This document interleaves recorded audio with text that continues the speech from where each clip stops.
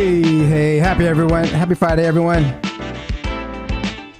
Thank you for joining. A lovely day here in the Bay Area. Today's topics, we'll be talking about affiliate SEO and the keyword golden ratio, and so much more. Don't forget to visit our sponsor today, hrefscom/AWT. Again, if you want to get some free stuff from Ahrefs, let me know how many times you see this logo pop up.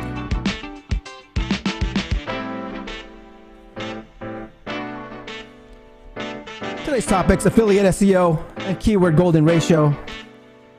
Our sponsor today is hrefs.com/AWT. I see a few of you out there. Still waiting for Doug to come in. Sad day, sad week here in the SEO industry. One of my very first guests that joined, Bill Slawski, passed away this past week. Let's dedicate this episode to him. Rest in peace, Bill Slawski.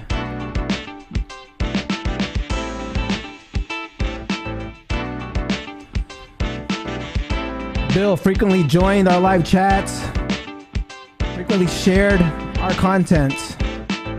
You'll be missed, brother.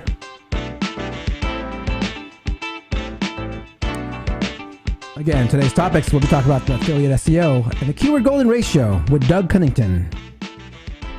Today's sponsor, hrefs.com/AWT.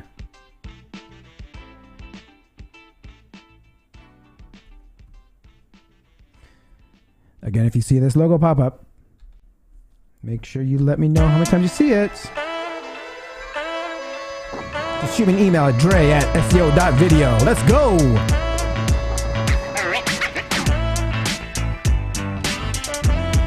Happy Friday, y'all.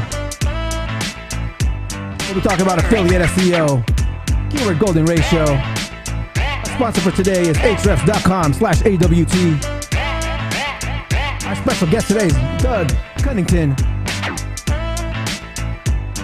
of Niche Site Project. All right, guys. Again, this episode is dedicated to Bill Slawski, great pioneer in the SEO pioneer in the SEO industry. Passed away this past week. Rest in peace, brother.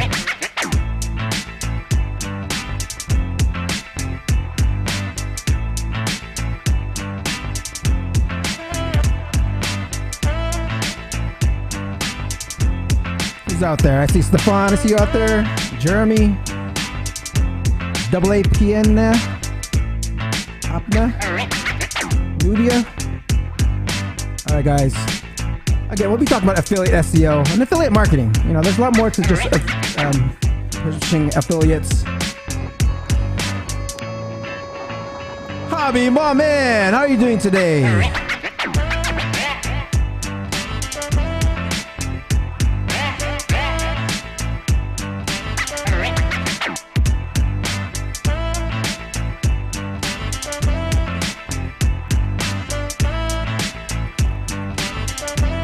Again, today we'll be talking about affiliate SEO and the keyword golden ratio with Doug Cunnington of Niche Site Project. Don't forget to visit our sponsor, hrefs.com/AWT. This episode is dedicated to Bill Slawski, who passed away yesterday, I believe. You'll be missed, brother.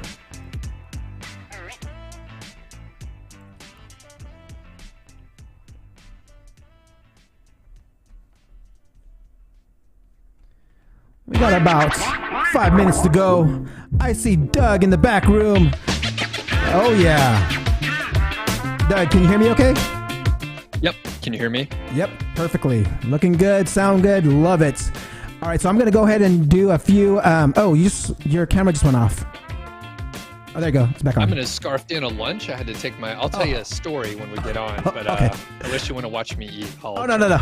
Yeah, no. Okay, so I'm going to be... In the very beginning, I'm just going to go ahead and do a few videos, and then I'll introduce you in about 10 minutes after the 12. All right, guys. Doug's in the back. Today, we'll be talking about the affiliate SEO and the keyword golden ratio and so much more with Doug Cunnington of the Niche Site Project. Today's sponsors, hrefs.com/AWT.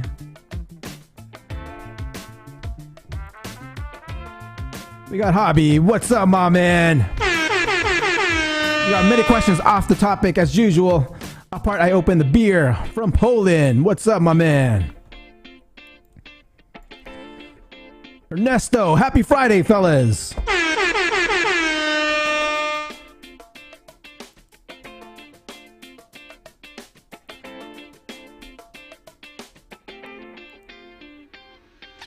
All right.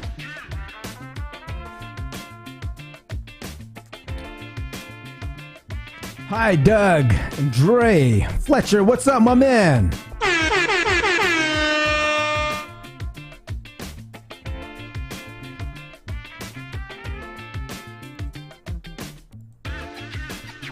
Stephan, happy Friday.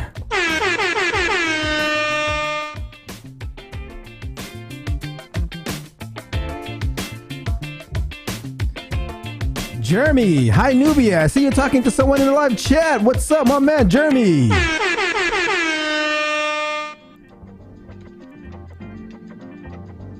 Nubia Cohen, hello.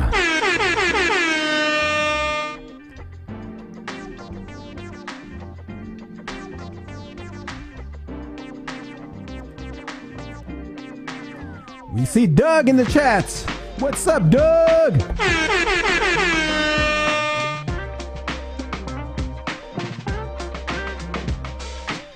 All right, guys, we got about 2 more minutes to go. Today's topics, we'll be talking about affiliate SEO and the keyword golden ratio and so much more. Doug is someone who I wanted to get on here for such a long time and got a hold of him, and now he's on. Can't wait to talk to him. Don't forget to visit today's sponsor, hrefscom/AWT. And again, you'll get free stuff if you count how many times this logo pops up on screen, and shoot me an email with your number.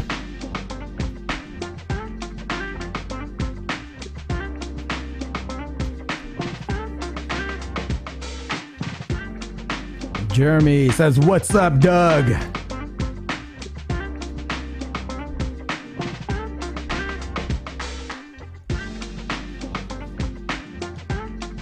All right, guys. Again, we're dedicating this episode to Bill Slawski, an SEO pioneer in the game.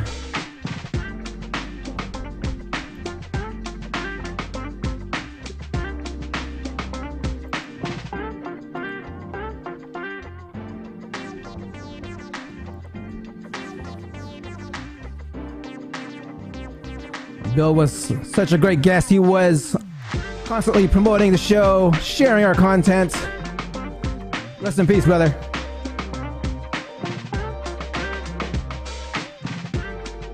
Oh, yeah. Hey, Jeremy, just getting ready for the show here in Colorado. All right, guys, I got less than 1 minute to go. I'm going to get things ready here, get things started.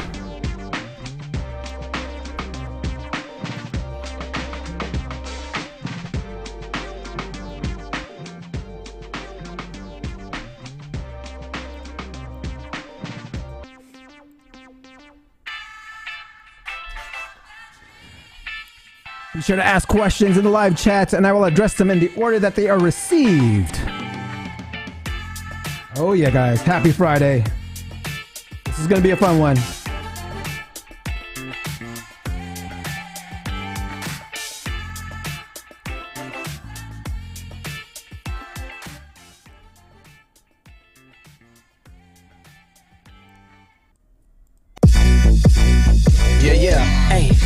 Get it started, no delay, let's work.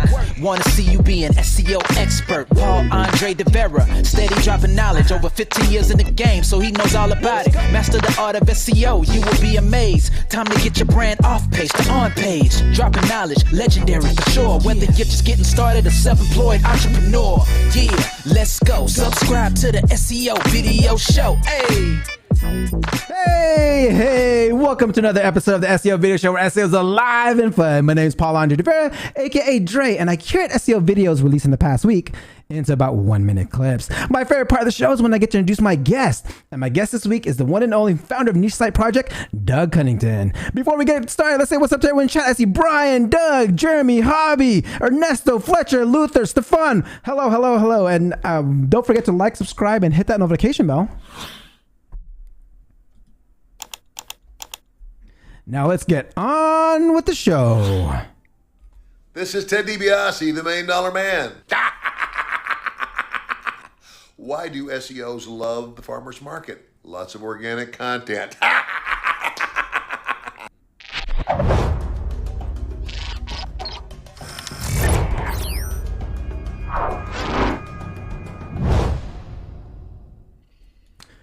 All right, before we get started again, this episode is dedicated to the late Bill Slawski. Rest in peace, brother. Okay, Google recently updated their link documentation, their meta title link. The best practices include, like, make sure every page on your title site has a title specific in the title element. Be sure to write a descriptive and concise text for your title element. Avoid keyword stuffing. And avoid repeated or boilerplate text in the title elements. Brand your titles concisely. Make it clear which headline is your main headline. Be careful of not disallowing any search engines from crawling your space. The link in the description to the full documentation on meta titles is below. All right. The next topic that we'll talk about is, we all know that high CTR is good for SEO. And every time I find ways to find clickable titles, I'm watching it. Here are 3 tips for a clickable title by Google for Creators. Let's check it out. 1. The first thing you need to know about titles is that people love reading titles much more than they love reading the actual text. That's why listicle blogs perform so well. When your title says 5 killer tips for writing a clickable title, you're actually promising your readers 5 subheadings that they can easily skim through without reading the whole text. And that's a deal almost any reader would take. So our first tip is to create listicle titles. Look, we're even leading by example. 2, the most important thing about writing a title is to know what to leave out of your title. A simple title that people can understand in one glance will perform better on the internet than a super creative title that requires a second look. For example, take a look at this one, a blog post title that will make you look like an idol. Try out these proven tips that will boost your traffic and engagement quickly. Got it? Didn't think so. 3, use sensory words, as in words that stimulate your senses. When you post a recipe for sizzling steak with red hot chipotle sauce and chewy french fries, people can taste it on the tip of their tongue. But if you call it sirloin beef with hot steak sauce and a potato side dish, nah. I love the tip on using sensory keywords, and we'll always think about it, how I can stimulate a sense with words for my titles. As we dedicate this episode to Bill, let's watch what he had to say on becoming an SEO professional. Okay, so networking makes a good difference. If you're really new to the field and you want to meet people and gain some opportunities, working for an agency is one way to learn new things quickly, because they'll throw a lot at you. They'll want you to get a lot of stuff done. And you can meet people from different agencies by going to meetups, going to SEO specific meetups, introducing yourself. It's a good way to get potential clients too. If you go to a conference as not as a speaker, but as a attendee, make sure you talk to people.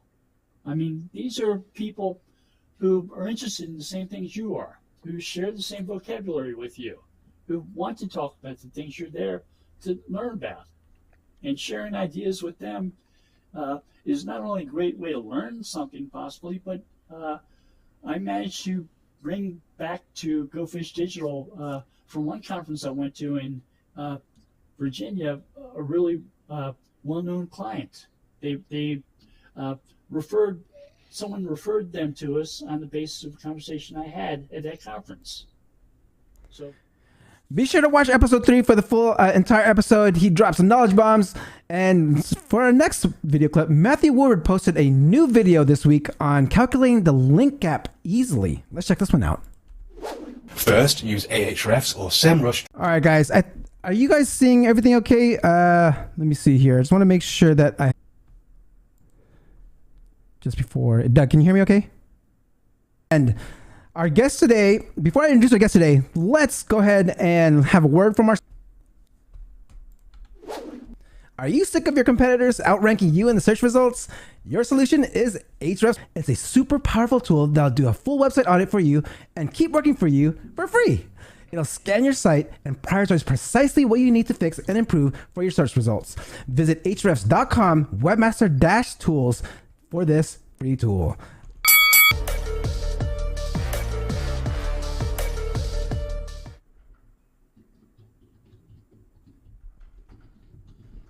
Let me go ahead and see before we get everyone on here.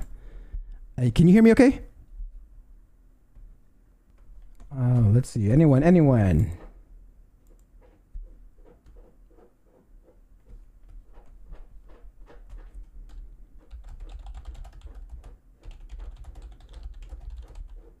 Check. 1 2 1 2.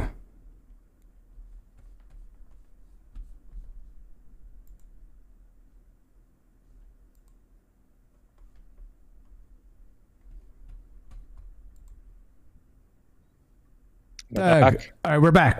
Hold on. All right. Let me redo this real quick. All right. Let me make sure we get this. Okay, it looks like we have let me make sure we get this right. All right. Doug writes about affiliate marketing, SEO, and productivity. His work has been featured all over the web, including HubSpot, Ahrefs, Empire Flippers, Niche Pursuits, Side Hustle Nation, and more. He's an internet marketer, course creator, and project management professional. He is the founder of New Site Project and The Doug Show. Please welcome Doug Cunnington.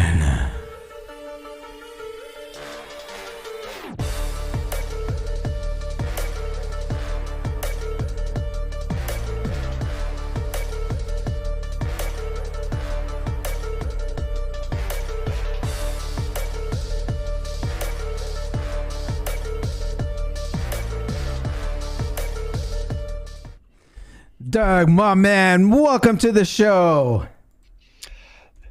It's awesome to be here. Thanks for inviting me on. I have no clue what was happening before or if it was on my end, so apologies if there's some kind of issue over here. But I'm pumped to be here and talk SEO. Love it. Looks like everything's working good. We're on connection. I see people can see us now. All right. So I want to go into my very first question. I asked this to all my professionals right when they come on. In 1 minute or less, how does Doug get ranking on page one of Google? I would say the advice I would give is publish the content as high quality as you can, at least as good or better than your competitors, and then get backlinks. I mean, it's just the same stuff. So I don't think I could add much more than what your other guests have said.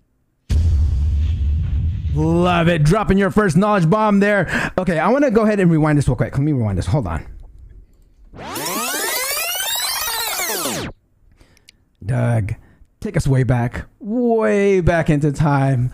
When did you first get into SEO? It was back in 2013. I found the Smart Passive Income podcast with Pat Flynn. And it was just totally random. I wasn't interested in entrepreneurship. I didn't even know what SEO was. I didn't know about affiliate marketing. I wasn't interested in a side hustle, but I was like, maybe a little side income could be interesting. It all sounded like a scam at the beginning. And then, I really got hooked early on and kept listening to more and more Smart Passive Income episodes. And eventually I realized, well, there's a lot of people doing this. Maybe it's real. And I think it was within like 5 or 6 weeks, I launched my first site, started learning a little bit about SEO. And it's funny, and Dre, it's probably the same for you. Once you got started, you were like, oh, I got it figured out a little bit. And you're like, I'm just going to do this stuff. And then maybe a year or 2 or 5 or 10 years later, you realize how dumb you are. At the very beginning, you thought you had it all figured out. So was it like that for you too? Yeah. So yeah, I sort of came in sideways with the affiliate marketing and maybe like an AdSense, generally like a content site on the side, and then slowly learned about SEO from there. All right, I love it. So what made you get interested? Was it the money? Was it the thing with the hustle? Not necessarily the hustle, but the solving that puzzle, like being competitive part of it. Like what made you more interested into it? Yeah. The money was interesting, right? Yeah. Because I was thinking, if I could just make like $300 on the side or something like that, that'd be fantastic. It'd be amazing to just have a site that was earning a little money and maybe you don't have to do too much work on it. It just runs on autopilot, which is, a little bit of a myth, but it gets many of us in the door. Yeah. The other part is I have a technical background generally, and did project management for software companies and management consulting, stuff like that. So I had like some technical interest, and that was a sort of a good bridge, right? So you have to set up a website. Maybe you can get into some code if you want to, but you don't have to. Mm-hmm. So it was really like marrying up the two things that I was interested in pretty well. So that was a good way to exercise some of the technical muscle that I had, but I wasn't using it much in my, corporate job.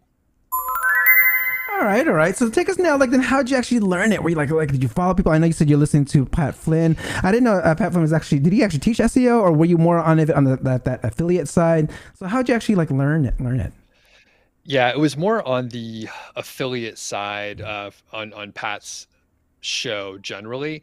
So it was, at least in those early days, it was about setting up these niche sites, right? So it was setting up these niche sites, and you would learn SEO along the way. Part of it was content. And by the way, SEO was so different back then. So it was a lot of stuff that, number one, wouldn't work right now at all. And then if it did, you'd probably get a manual penalty within a couple weeks or so. But probably it just wouldn't work. So SEO is a bit of a loose term, and just kind of learned it through practice. And then the other part, the great thing with podcasts, which was sort of my gateway into all of this stuff, is you listen to interviews, and then maybe those people have blogs or they have their own podcast or whatever. And then you have all these jumping off points. So I started listening to Niche Pursuits with Spencer Hawes, and there were probably a handful of others around that time, but some of the others that I got into weren't really about SEO at all. It was really entrepreneurship and location independence, and some of those ideas where they're similar in a lot of ways. We all have a lot of the same values, but some of those were Tropical MBA. And that's the only one I still listen to. So I can't remember some of the others, but YouTube at the time wasn't as big of an influence. It was more blogs and podcasts. And I would listen to the same episode over and over again if it was a good guest, and I was like, I want to learn a little bit more from this. Maybe there's more nuance. So I would have a handful of maybe a dozen where I would listen to them again out on a jog or something, or sitting in traffic or anything like that. So just through practice and trial and error. And one thing to add, SEO is changing all the time.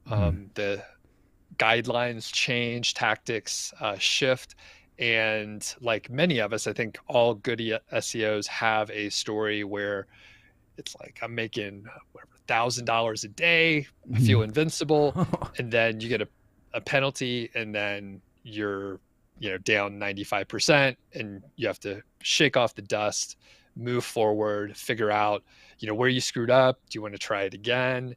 Are you going to shift a little bit? So that was part of the journey, is just getting knocked down 2, 3, 4 times over the first 3 years or so, until things started clicking a little bit more. Love that.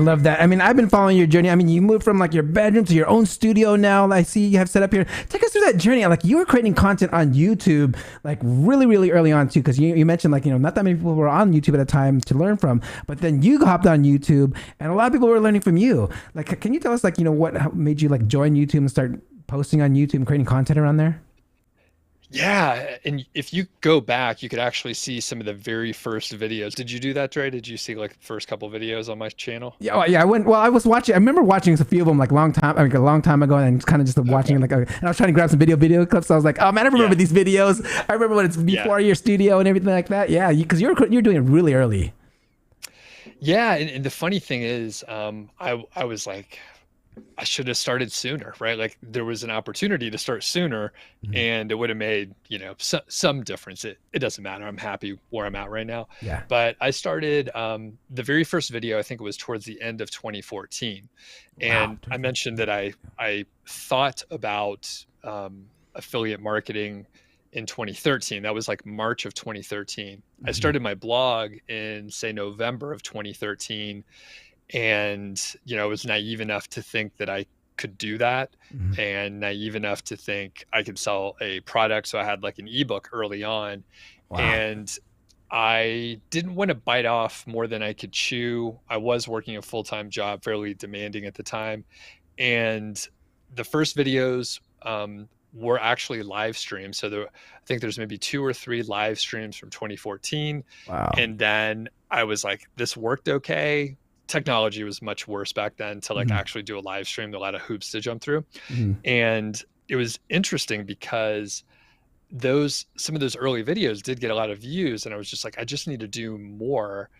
And I did maybe like a video per quarter for the next, I don't know, 2 years, 2.5 years. But if I would have consistently done anything, I would have learned faster and honed my skills more quickly and had more videos and blah, blah, blah. So if you look back, there's a couple live streams, and then there's also some videos where I looked scared of the camera. I didn't know what to say. And it's amazing when you go back and you see like the journey. So I didn't touch it for a while. But I did get to a point in 2015 where I was laid off from my full-time job, and I didn't have full-time replacement income yet with my side hustles. And I was dabbling around in a few different areas. I'll skip part of the story and get to the YouTube part. So at some point I realized that any traffic that came from YouTube, this referral traffic from YouTube, subscribed to my email list at a 5x conversion rate compared to any other traffic. So I realized, okay, we can look at the stats, we can look at the analytics, and we can make a smarter decision and figure out where to spend time. So that was, I think, early to mid 2016. And at the time, I didn't quite know where I wanted to focus, but I knew I wanted to do more video. So YouTube's a place to do it. I also realized that editing video was very time consuming. I wasn't that great at it, and I was sort of busy doing other stuff. So I started doing live streams because, people are slightly more patient, right? And then you can avoid the editing and just get the content out. So I committed to do 12 live streams over the course of a quarter, 1 per week. And then after that, I sort of figured a few things out, started producing videos on a more regular basis. And, to this day, traffic that originates from YouTube converts much better. And it's, a great source of just, getting content out in a way where you can get views pretty quickly, even with a very small channel. If you're going after some long tail keywords and you're, somewhat entertaining, you can get a lot of views pretty quick. Love that. Okay, since we're on the topic of YouTube and you've been around since like doing this for quite some time, is there like what would be some top maybe 2 or 3 tips of someone that wants to like get their presence more well known on YouTube? Like what's some advice you can give them on building your YouTube? So number one, make sure you like video. So if you're a better writer and you like writing and you want to write, just write. Focus on the things that you're good at. Video is fantastic. I love the technical aspect. I like the gear. I like all the pieces, and I wanted to become a better speaker. So it all fit together. But if your priorities don't align to that, then don't do video. Even though video is great, don't do video if it's not your thing. Maybe test it out. So once that is out of the way, publish as much as you can. Like just create and do more and more. In 2017, say, I published 2 videos per day for a month. Oh, wow. Just to, test this. Like I honed the system for, 8 months before that. I had a video editor. I had a VA helping me out with some of the admin. And I was like, okay, I mean, I see people doing a video per day challenge, but what if we did 2 per day? What would happen then? So I did it. It was fine. It pressure tested the system that I put together. And it also, right, if you get the reps in, you learn faster. So I mean, it was a lot of work, but it was just for a sprint. It was just for a month. And then after that, I learned, a ton of stuff, really just getting the reps in. So that is a huge thing. The other part is whatever your expectations are, add a little time to it. It's going to take longer to get traction than you think. And it's probably going to be harder than you think. And each little piece is going to take more time. So if you lower your expectations and expect it to be a little more difficult, you'll be less stressed out and probably a little bit happier. The other part is, kind of what we're doing right now is a collaboration, right? Yeah. So as much as you can network and be in front of other people's audiences, do that.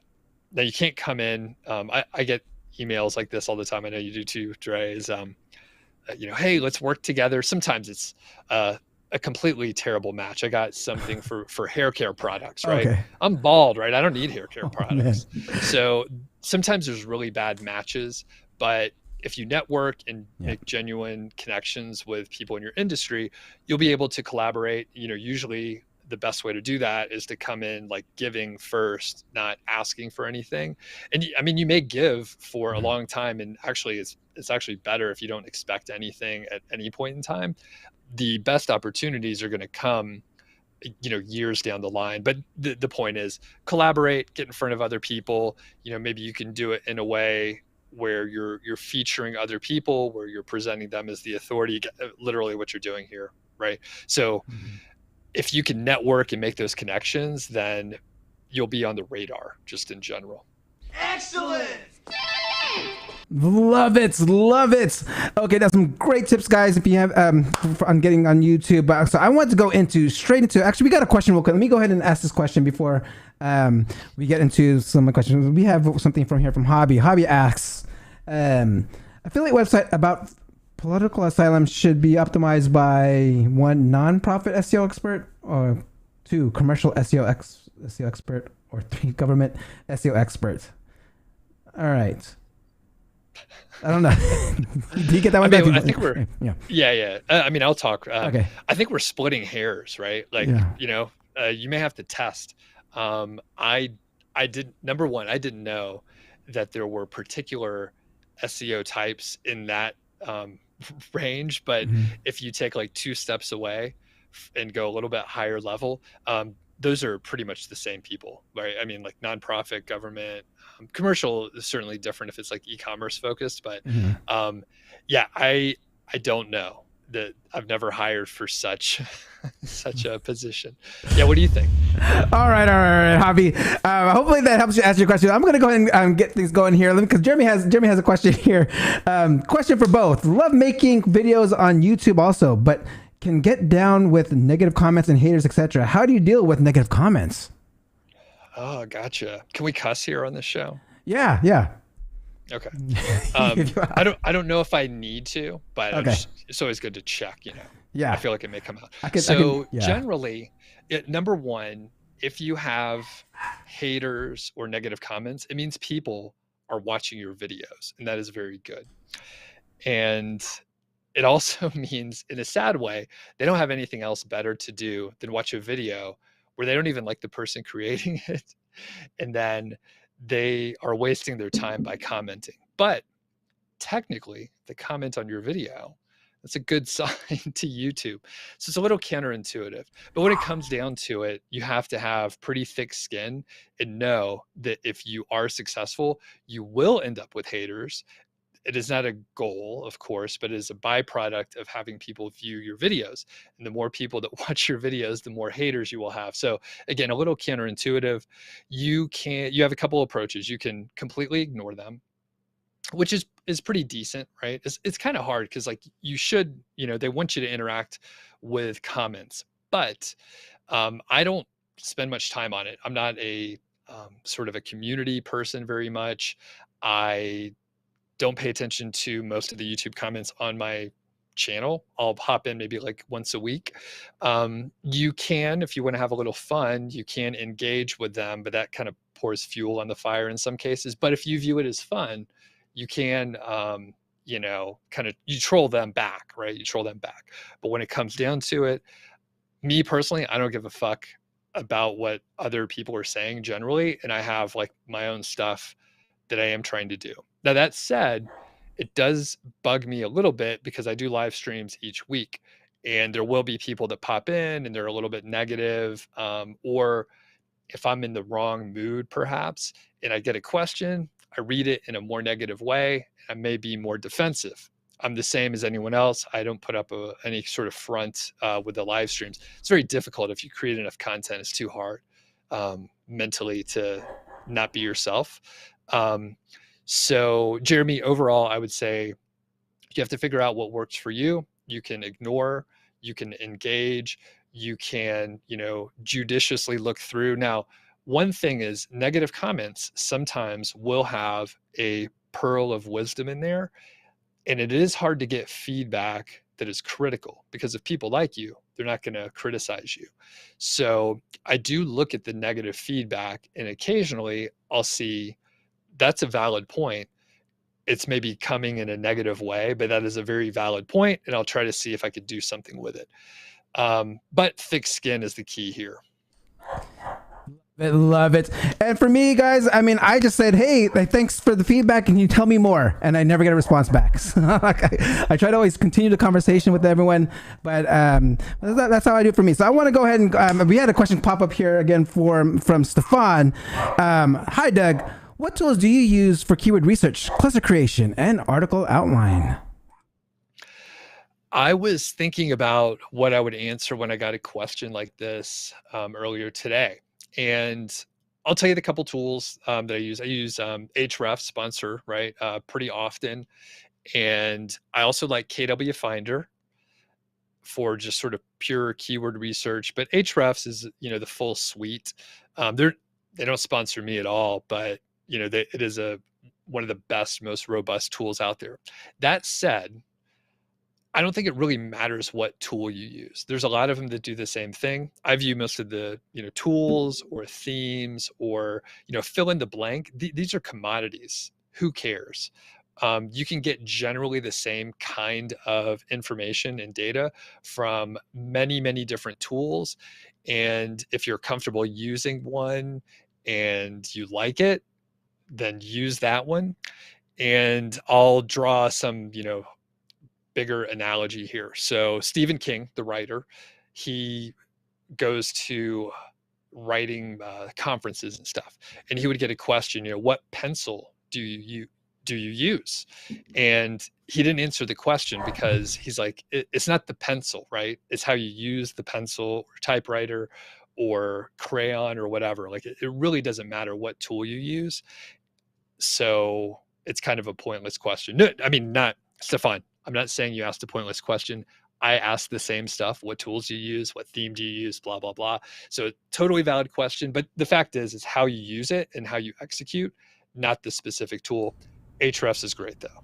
I could play along and be a company man, too. Love it. Love it. Hopefully that answers your question, Stephan. But I wanted to go into... get into something that, you know, you mentioned, like, you know, you didn't really get into SEO as much, but, you know, you are known in the SEO industry for something called the keyword golden ratio. And this is something that a lot of people, we have Eric in here. Eric Lancher says, hello, Paul and Doug. Great to see you guys talking. All right. So I wanted to make sure we touch this and tell us more about the keyword golden ratio. So certainly check out the videos that are out there on it. There's a few, but it's a technique to find very long tail keywords, and it uses the all in title advanced Google search command. Oh, perfect. Yeah. So all in title results divided by the local search volume. Typically we're thinking US here, and you're looking for a ratio of under 0.25. and you want the local monthly search volume to be under 250. This is great. I'm glad you have this up here. It makes it so much easier. And generally, it just forces you to find really long tail keywords. So one point to make is, some of the keyword search tools out there, they give you different values for the search volume. So you may be thinking, if you're and it can make a difference, right? Sometimes these vary pretty greatly, those search volumes. They're estimated after all, but the formula is created so aggressively that it basically works pretty well for any search keyword research tool that you might use. Love it. Okay, I want to go ahead and get into more of the your affiliate SEO and marketing tips. So I want to go into because you talk about instead of just affiliate SEO, there's more about affiliate marketing, right? So affiliate marketing is more like what else is a part of affiliate marketing when you are promoting your websites? Sure. So let's see. I've never thought about it specifically in that way. One thing that I'll pepper in here is nowadays most people are creating, quote, content sites, and they'll often have multiple monetization methods. So it will be, affiliate. A lot of times it's Amazon. That's one of the easiest ways to convert. There's huge volume there. It's easy to sign up, tons of products.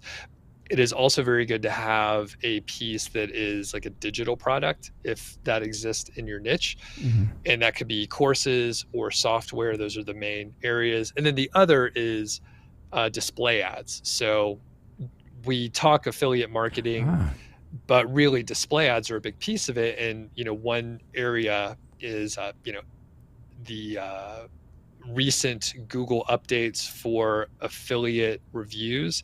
They're specifically targeting sort of thinner content websites that just have affiliate reviews. And it's great to have a lot of informational content, which you could monetize with display ads. So that's sort of the piece of the puzzle. Now, I think probably the biggest thing that people forget about or ignore is the digital product area. And a lot of people just say, all right, it's affiliate marketing. And then they're just thinking Amazon affiliate, just because it is talked about in a wide range of side hustle shows, financial independent shows, which is another one of my passions. And then trying to think just generally, if people are like, hey, you want to make some money online, like Amazon affiliate marketing is one of the highest, and Amazon's such a big company. If you do want to go deeper, and perhaps you already understand that you should have some digital products, let's say it's high-end software or a high-end course, you probably want to create an email list, and then you can market a little bit more effectively. So if someone's searching for, best webcam for Zoom, then they're probably trying to buy something pretty quick. But if someone's looking for a video editing course for vlogging for YouTube, it's pretty specific. It is potentially a $500 to $5,000 product.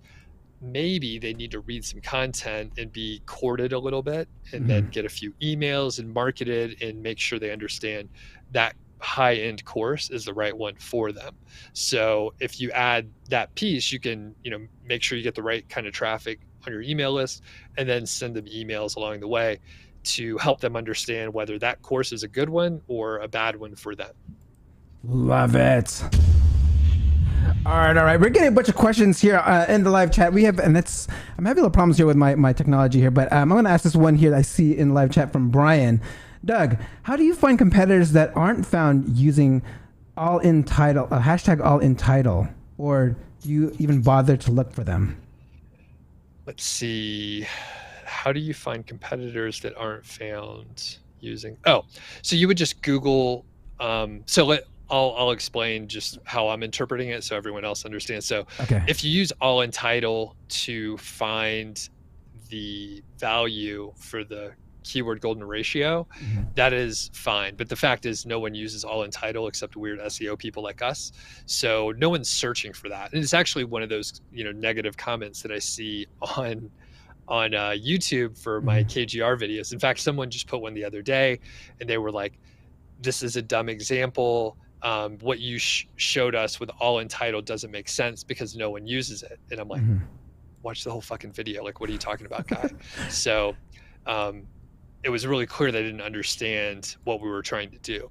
So if you want to check, you just search without the all entitled, just search for what a real person would search for, best webcam for Zoom, for example, and then you can see the results, and then you can assess whether or not you want to compete with those sites or if you want to take a different approach. Love it. All right. So I want to go ahead and get into some of my questions here. But you talk about something about the growth trifecta, and I was curious about this because I saw that this is kind of your own personal kind of journey and case study, right? This growth trifecta. Can you tell us more about this growth trifecta? I'm all about growing. Sure. Yeah. So technically, it's actually a student of mine. So she has been working with me for like 3 years, something like that, 3.5 years. But last year in 2021, we worked together to double her revenue. So she had a site monetized exactly how I mentioned with affiliate and some display ads. So it's pretty much like an even split between the two. This year, she's working in 3 different areas. That is her name. I personally wouldn't have named it that. I didn't care. I was like, you want to name it that? We'll name your case study that. But she's working in 3 different areas to like grow the site. She's adding more content. She's improving existing content. And honestly, it's such a bad name, I think. I don't even remember the 3rd thing. Maybe she's trying to sell more of her courses. So yeah, I don't have too much to say. But the opening of the show, right? You're like, how do you rank page 1, number 1, blah, blah, blah. It's content and links. Like it's boring. It's the same stuff. Like that's what it was when you started, right? Yep. Content and links. And I mean, right now, so are you even doing a lot of like the on-page optimization stuff, like with the content you're creating right now? You know, like how there's so many tools on there, like doing this on-page optimizations. Are you really doing a lot of that stuff with this keyword clustering and stuff like that? Not as detailed as other people. So I think a lot of my approach, whether it's specifically SEO, the online course business, my podcast, usually I'm just aiming for like maybe 70 to 80% good enough and moving on, because I don't really enjoy digging into the details as much. So that said, I've had generally the same on-page SEO approach, even though it's not as optimized as it could be. It's pretty good, where you have the keyword in the title. You have the keyword sort of early on. You're using smart and helpful to the visitor subheadings, maybe some bullet points, just the stuff that we know is pretty good to have on there. But as far as like the clustering, I don't have a specific approach. There's one site I'm thinking of now where, I published a decent amount of content, say a couple hundred posts, and then after it's published, I'm seeing some patterns of what's working pretty well, and I'm like, you know what, I'm gonna cluster this content. Occasionally, right, once I see that work, I'm like, oh, I can actually add to this cluster strategically, or create sort of a parallel cluster, different topic area, but I see that it worked for this, I see it can work for this too. But as I mentioned before, there's a lot of tools that you can use. Many of them are pretty good, but as a marketer, I also know a lot of this is marketing hype. And sometimes we get these case studies where it's like an N of 1, where they're like, we tripled traffic in X number of days by using this tool, but there's like 40 different examples of them not doing it also, but you don't hear any of those. So I'm not a very good spokesperson for brands, by the way, because I say stuff like that. But that's the facts, right? Like you see these case studies and it's a great headline. I'd watch the video and I'm like, I need that tool. And then I try the tool, it doesn't work. It's just like it worked for that one because, the serendipity of all the variables out there. So with that said, yeah, on page is really important, but I think I do like the core basics good enough, and it's mostly fine most of the time. Love that answer. Okay, Bradley Birdie's in the live chat says, hi, Doug. Hello, Bradley. And then Hobby asked a quick question here. Kind of a true or false. Shorter domain name is in affiliate websites does not improve ranking in SERP. True or false? Shorter domain name in affiliate websites. I would say true. It does not improve the ranking. All right, Hobby. Hopefully that answers your question there. I want to get into, you talked about, we were talking about like here when we're ranking, and you actually have like a video on this on like your unusual link building strategies. I'm curious, like, is this unusual, like, are they usual now? Or is there still unusual for people to do? Because I saw some of them. I know you published that like years ago, but like, what are some unusual, you would say right now, or link building strategies that are still considered unusual? Okay. Yeah, it's funny. You sent over notes ahead of time, which I appreciate. And then I promptly didn't look at what I wrote like years ago. And I don't even remember what was on there. So yeah, you're probably right. They're like probably standard, or they don't even make sense anymore. But one thing that I've been trying to be a proponent of is just the networking aspect. And, we have these tactics, and you can get some of these essentially, automated mail merge programs and send follow-ups and all this stuff. And I hate all that stuff. Part of it as a recipient from, my websites and having like a YouTube channel and other stuff, I get these all the time, and I mark them as spam. I hate all of these. And you can do that, and it can be somewhat successful. And I challenge people to think, is that how you want to spend your time? Like setting up a mail merge app to send emails that people don't want to get so that you can get a handful of links. And for some people, you do want to do that. And I'm not here to judge anyone, but for me, I don't want to do that. So one great way that is a little bit unusual, but highly effective, it goes back to the point I was making before, where you network within your niche. It's the same tactic, right? Like if you want to do this for YouTube, if you want to do it for a blog, a podcast, TikTok, fill in like any kind of thing you want to do. If you can meet with your peers and become part of the network, maybe be somewhat of a hub, right? You can maybe put together like a mastermind group or something like that, not paid, just, like-minded people talking about topics, right? If you can integrate yourself into a community, you'll find opportunities that pop up. And it won't just be backlinks, right? So you will probably get backlinks, and I can cite several different examples. Christy is one, the case study that I mentioned before. And I'll be specific because that's kind of vague. She reached out to people and influencers on Instagram. They were not her direct competitors because they didn't have a blog. They were big on Instagram, and she reached out to them, and she, maybe shared some of their content. She maybe featured them specifically on a blog post, and basically just, made friends with them and stayed in touch for a little while. And slowly over time, she's introduced to other people within the network because she has that relationship. And not only has she been able to get like a lot of backlinks from it, completely indirectly, much longer timeline than, sending an email and getting a link, but she's got links that other people can't just get. Further, she was able to land, I think it's a $40K per year writing gig. So she has to write some content for one of the companies in the industry, like once a month or so, but it ends up being, $40K is nothing to sneeze at. And it's just a writing retainer because she made herself known in the community, got the right introductions, and then, a year later, they're like, well, maybe we could work together on something like that. Networking, guys, networking can get you money, get you paid, and get you backlinks. Okay, so I want to go ahead and bring my last question. And guys, if you have any last questions, please bring them in because I'm going to ask my last question, which I asked all my SEO professionals that come on here. If someone wants to get into SEO, become SEO professional, get into the SEO game, what would your advice be to them? I would.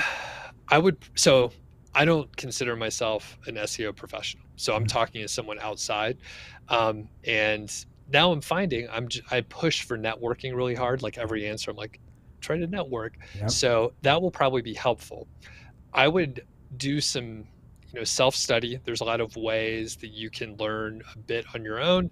And I would try to find a mentor in the form of, someone who's running an agency. Maybe it's a small shop. And I think, at least, a few of the clips that I've seen you play, and I think one today also where, was it Bill who passed away? Yeah. Is that right? So he was like, work for an agency. You're going to be able to learn from a lot of people. You'll have a lot of clients, and you'll essentially be able to learn much faster than working on your own. Because if you just start from scratch and maybe you launch your first site, you have very little to start from. You can't really test. I mean, you can test a few things, but it's on a brand new site. So if you could jump in and be paid while you're learning, that's the best way to do it.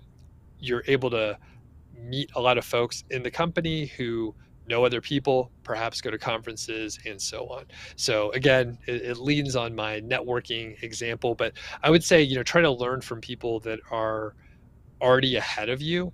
And, once you do a little bit of the self-education, I would be very careful about random jokers like myself on YouTube, because a lot of people don't know what they're talking about. It's very, they might be great at YouTube, but very bad at SEO. And like I said, I don't even consider myself an SEO professional. Love it. Thank you for sharing that. And we have one comment here from Jeremy. Doug, I know you're a beer guy. Have you visited the Left Hand Brewery there in Colorado? I'm a huge fan of their stouts. Yeah. So I am a huge fan as well. I live I think it's under 2 miles away. Oh man. So yeah. And actually I just had a birthday. I have a gift certificate for Left Hand, but yeah, we were there just a couple of weeks ago. You could ride your bike over there. Yeah. Left Hand's fantastic. There's so many right here. I'm in the Boulder County area, Longmont technically, and the Left Hand Creek is, right over there, quarter mile away, something like that. So yeah, I'm a huge fan. There's Oscar Blues around here. I could talk about beer for a lot longer than I could talk about SEO. Love it. Thank you, Doug, for sharing that. Okay, I'm coming close to the end. Can you hold on for one quick second while I sign off real quick? You got it. All right, guys, that concludes another episode of the SEO Video Show. Don't forget to like, subscribe, and hit the notification bell. And don't forget to visit our sponsor. I know I didn't show this logo much, but just let me know how many times you've seen it just now, and you'll get some free swag. Thank you, and I'll see you next week. Peace out. Thank you for watching. Hope you come back next week. Make sure to subscribe. You don't want to miss a thing. Hope you learn something new, cause the vibe is incredible. From the special SEO Professionals SEO Video Show. Let's work. Want to see you be an SEO expert. Paul Andre DeVera helping you step it up. No delay right now. Time to level up. Hey, thank you so much for watching. Make sure to subscribe. Woo!